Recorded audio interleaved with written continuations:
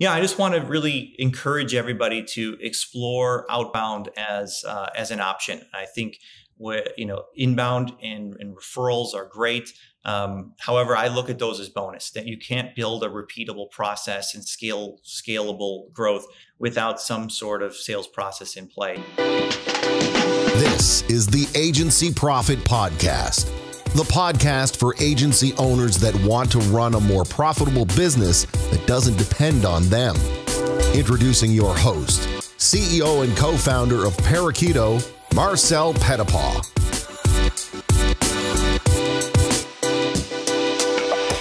Hello, everyone, and welcome back to the Agency Profit Podcast. Today, we are joined by Christian Banach. He is a business development and growth consultancy that helps advertising and marketing agencies land 6- and 7-figure deals predictably. He's got clients like BBDO, Jack Morton, Vice Media, and Barkley, and they help them find right fit opportunities and bypass the expensive and time-consuming RFP process. This is what we're going to dig into today. When he's not doing all of this for his clients, you can find him chasing the Chicago Cubs around the country, trying to see them in all the Major League Baseball parks and just staying fit and active. So with all of that, Christian, thanks for taking some time to join us today. Thank you very much for having me. I'm very much looking forward to this conversation. Likewise, I'm excited because we're going to dig into some nerdy stuff. We're going to talk turkey. We're going to talk numbers on like, what does it really cost to get new business opportunities, and how can we think through the different ways of cutting that cost down while maintaining some level of consistency. We've talked ad nauseum on the show about why it's important to always have a full pipeline. You know, it's a great place to be from an operations and profitability perspective, but we haven't really dug into the numbers behind that. So really excited to do that. But before we get into all of that, I'd love to give you an opportunity to share with everyone what it is that you do in your own words.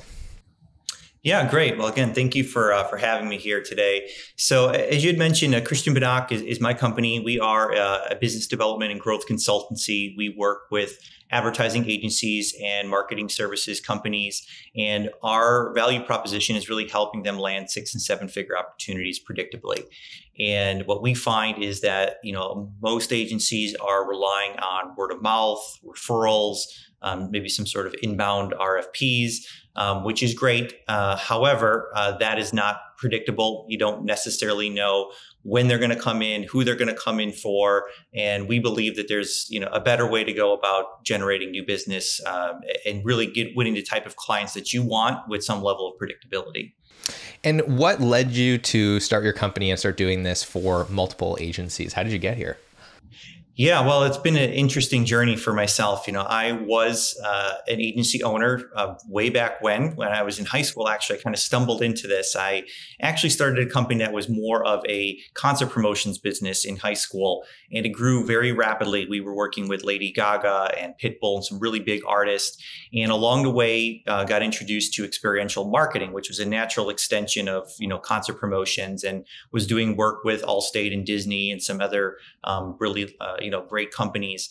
And that business was humming along very well until the Great Recession hit. And we, like a lot of agencies that I talk to now, we had just grown through word of mouth and referrals. And when the recession hit, we did not have any sort of sales process. So I went out, I hired a consultant. They came in, they really helped me, and I loved the new business process.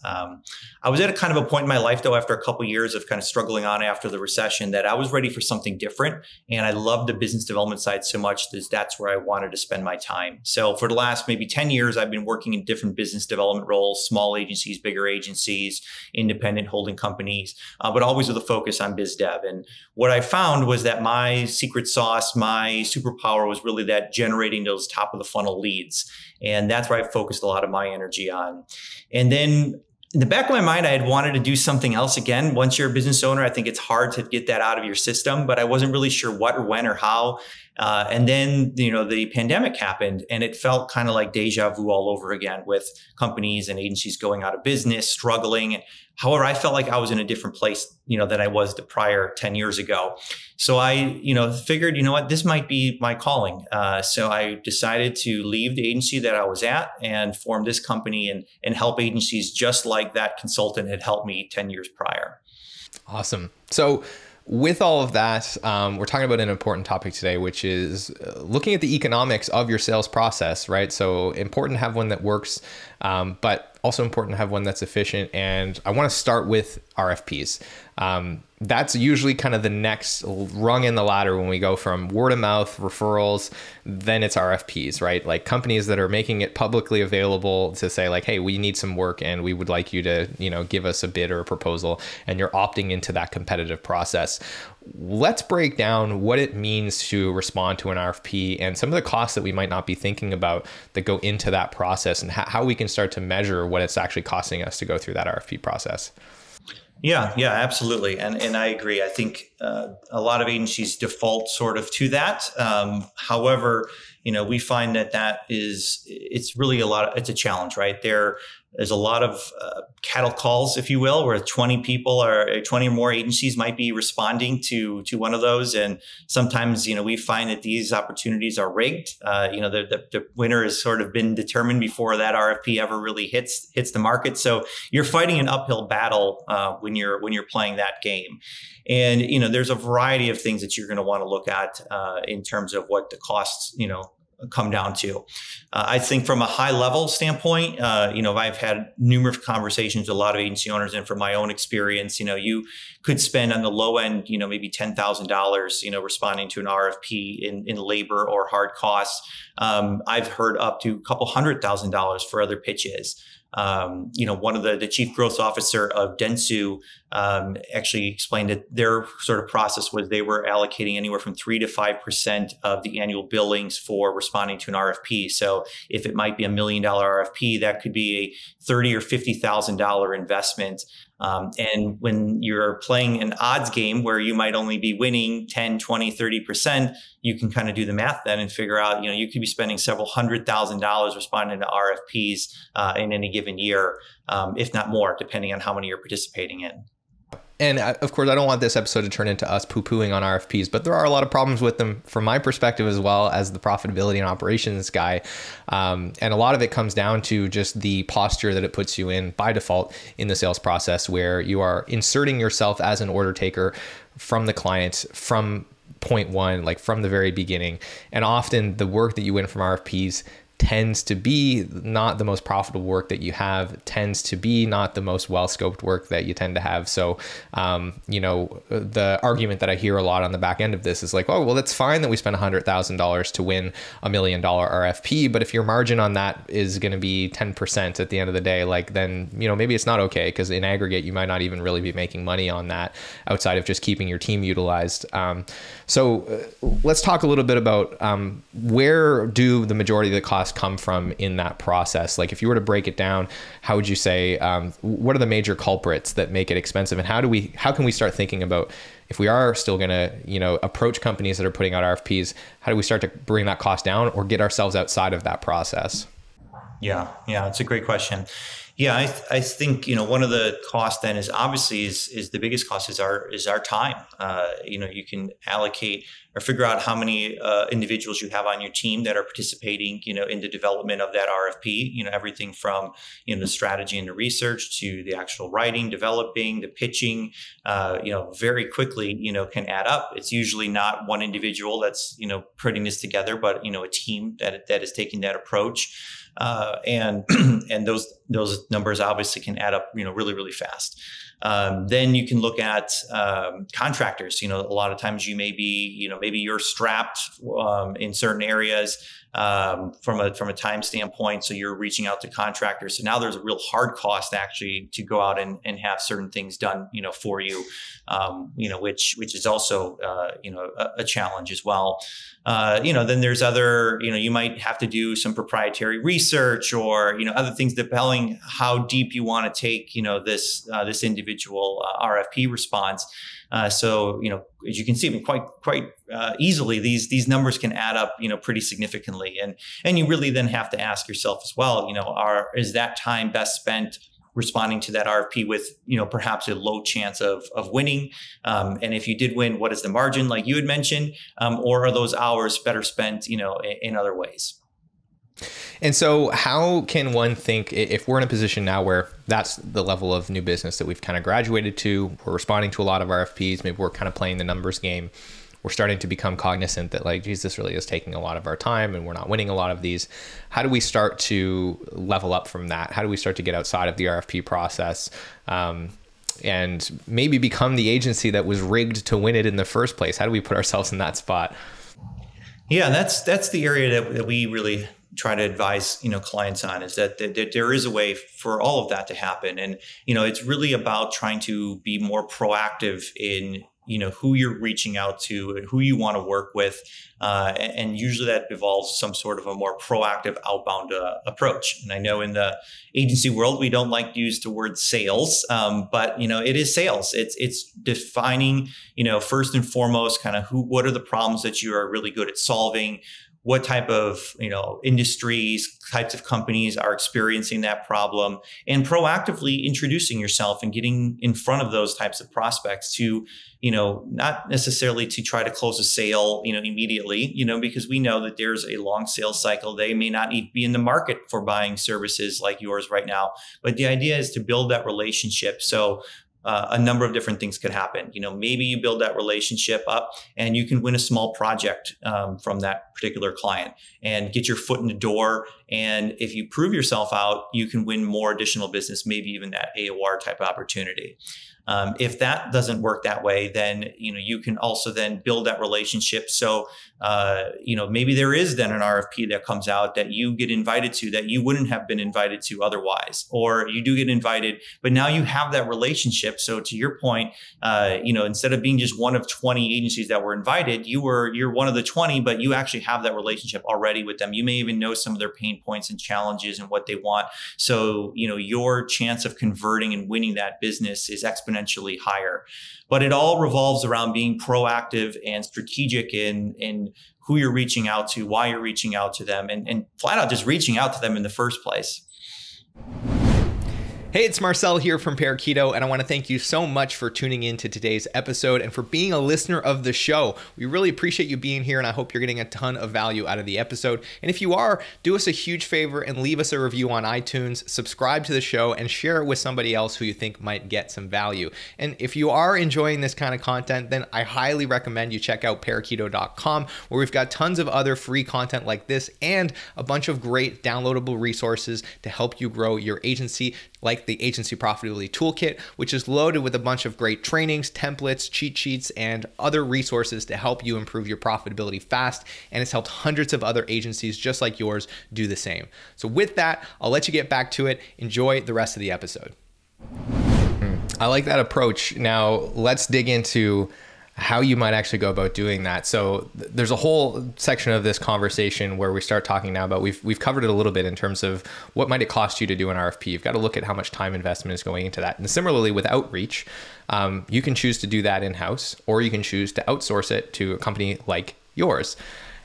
How do we figure out how much we should be spending in order to get a contract? Do you have some benchmarks for what a reasonable cost of acquisition is relative to contract size? And what are some of the decision-making processes that we might go through to figure out if it makes sense to try and do this in-house and build our own outreach process versus if we should start by finding a partner like yourself that can come in and install that for us? And what does the gap there typically look like? Yeah, I would say if you're taking an outbound approach, and you haven't done it before, there's a lot of learnings that are going to come from the first 6 months to a year.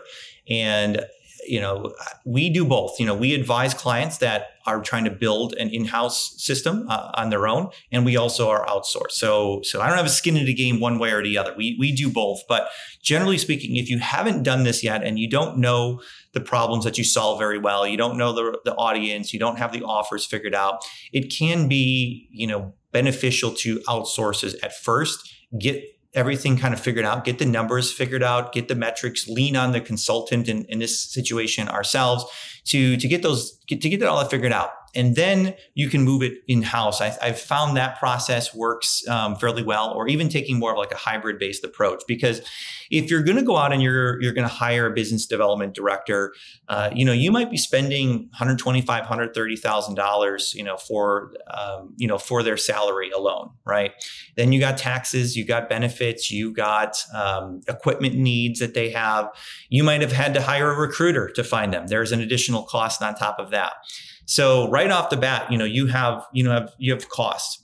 On top of that, which is often very much overlooked, is there's tools that you're going to need in order to implement this. So you're going to need a database provider. You might be spending anywhere from $5,000 to maybe $20,000 for a database to get you the contact information and other insights to help you build these prospecting lists. You're going to need tools to, like a CRM, a sales engagement platform, so you can really, do this at a scale, because that's the thing. If you're just going to be sending out one email a day or something, you're not going to see results. You have to really do this at some level of scale, but also very strategic. So you're looking from a tech standpoint of probably on the low end, maybe $5,000 to $10,000. On the medium size, maybe $20,000. Our tech stack alone is probably $50,000. Obviously, we do this for a lot of clients. We can, there's economies of scale, but a lot of times I've seen agencies bring in somebody and they don't give them any of the tools, at all. So you're looking at some sunk cost there. And then there's other variable costs, right? Depending on the market that you're in, you might be spending more money than the numbers that I had spoke about. There's going to be commissions that you're going to have to pay out and bonuses for the salesperson. So, if you're bringing somebody in-house to do this, you could very easily be spending all at the door $250,000 to $300,000 over the course of 1 year. So it is an investment, and it's a significant investment for most agencies. Now, if you're going to be winning, multiple $1 million deals, obviously there's an ROI, behind that. But if you're just kind of getting started off in this, there may be a better path to it, might be to outsource it. And if you're outsourcing it, then, again, every partner is a little bit different. So I'm going to speak more so kind of how we do it. And we're pretty consistent with others. You might be spending a retainer fee of, anywhere from $5,000 to $10,000 in that range. There's usually some sort of opt-out type of clause, after a certain period of time. Usually you're going to get the tech tools, you're going to get everything that you need basically to get the program up and running. So, you figure even if on the higher end, you're looking at, let's say $8,000 or $9,000 a month, you're looking for maybe $100,000 for the course of a year versus the $250,000, $300,000 to bring somebody in-house. So it can definitely be more economical to bring it, outsource it. Especially again, if you're just getting things started, that might be the better route to go. And then once you get traction, you might want to bring it in-house where you can really amp it up. So I want to talk about some financial benchmarks or some metrics that if an agency owner is currently trying to spin this up in-house, so they've gone down this path of hiring, some people, how they can assess if they're on track to make the right kind of ROI. So do you have any kind of benchmark of, what type of productivity, what type of customer acquisition cost relative to revenue you might be trying to get to understand if you're doing a good job or if there's something that needs to get reevaluated and fixed in your process? Yeah, absolutely. So what's great about outbound is, I'd used the word predictable a few times. The idea here is it's a funnel, right? You're going to target a certain number of companies or prospects on any given month, and you're going to convert a certain percentage of those into meetings. A percentage of those meetings are going to advance into opportunities or RFPs, and a certain percentage of those are going to be closed business won.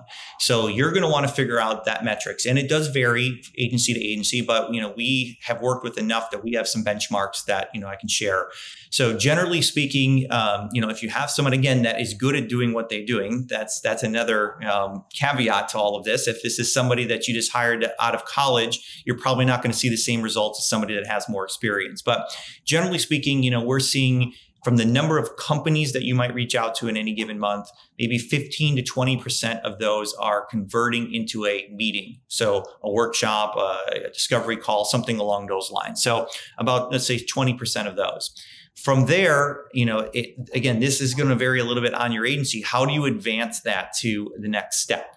So from there, we're seeing, agencies generally probably into 25% of those calls are turning into some sort of an opportunity. And then the beauty of this is, usually it's not an RFP. So, anywhere from about 50% of those opportunities then are turning into, closed business won. So those are some metrics that, you can kind of start to look at. And again, you can start small with targeting, maybe 15, 20 companies a month, and you can kind of start doing the math that, 15 or 20 companies a month will probably get you 2 or 3 meetings. So over the course of a year, you're probably looking at 3 or 4 opportunities that you get out of those meetings, and you're closing, maybe about 2 of those over the course of a year. Again, this varies widely, but if we're talking on these bigger deals that, some of the agencies you mentioned earlier that we're working with, that they're going after the $1 million type deals, that now if you're working from smaller deals, those percentages change a little bit, and they actually, you're going to have to win more deals, but the metrics are a little bit more in your favor as well. So Christian, for those that are listening that want to learn a little bit more about you, maybe consume some of the content that you produce, where should they go and find you? Yeah, so I think that probably the best spot would be christianbanach.com. From there, I have links to all the different social channels, but the website is got a lot of great resources. There's a masterclass that goes over the 3 keys to agency growth from an outbound perspective. We've also recently launched something called CMOs on the Move, where we will provide you with a list of the current CMOs that have recently been hired or promoted into new roles, which is a great resource because usually within the first 90 to 120 days, they're looking to make some changes in the roster. So from an outbound perspective, it's a great list. So that's a free 14-day trial if you wanted to go to the website and check that out as well. Very smart. So we'll leave links to those resources in the show notes along with Christian's website and his LinkedIn profile, so you can make sure to reach out and connect. Any final words of advice for the agency owners listening today that want to level up their new business? Yeah, I just want to really encourage everybody to explore outbound as an option. I think inbound and referrals are great. However, I look at those as bonus, that you can't build a repeatable process and scalable growth without some sort of sales process in place. So I do encourage you to look beyond what you're currently doing. I love the quote by Einstein, doing the same thing over and over again is the definition of insanity. And while we all recognize that the market is changing and things are changing, our new business processes in the agency space, for the most part, most agencies are not changing along with it. So open your mind, explore some other options out there, and feel free to reach out to me if you want to bounce ideas off. And I just want to second, what you've said, Christian, because I have a few clients that we work with who do outbound as part of their business development process, and it works. One of our clients in particular, we had set a target 2 years ago of having 25% of their revenue or more coming from what I considered a predictable channel, and we chose outbound as that channel. And quickly, we surpassed that number. It consistently generates opportunities, and when done well, to your point earlier, it doesn't feel salesy, it doesn't feel off-brand. It is genuinely adding value to the prospects. So I know that there's a lot of sometimes hesitation in our industry around this kind of an approach to new business, but it really does work, and the amount of additional opportunities it can put in your pipeline can make a massive difference in your ability to sell from the right posture and be profitable and protect scope and all of those other good things that trickle down. So, and by the way, that client that I work with uses an outsourced partner to do this. They're not doing it in-house. So just more support for the thesis here. We are definitely aligned. So with all of that, I want to thank you for being on the show today, Christian. If you're listening to this at home, leave us a comment where you heard this. Let us know what you got from it, what questions you have. Thanks again, Christian. Appreciate you being here. Thank you. I appreciate it, Marcel. Well, that's all for today's episode, but it doesn't have to be the end of your learning journey. Make sure you subscribe to the show so you never miss another episode, and check us out at Parakeeto.com, where we've got tons of other amazing content and free resources to help you improve your profitability. With that, thank you so much for tuning in, and I'll see you on the next episode. Are you still here? You're leaving us a comment, aren't you? Yeah, or maybe you're subscribing to the show over here, or maybe you're watching the next episode, or maybe you're typing parakeeto.com into your address bar. Now you're like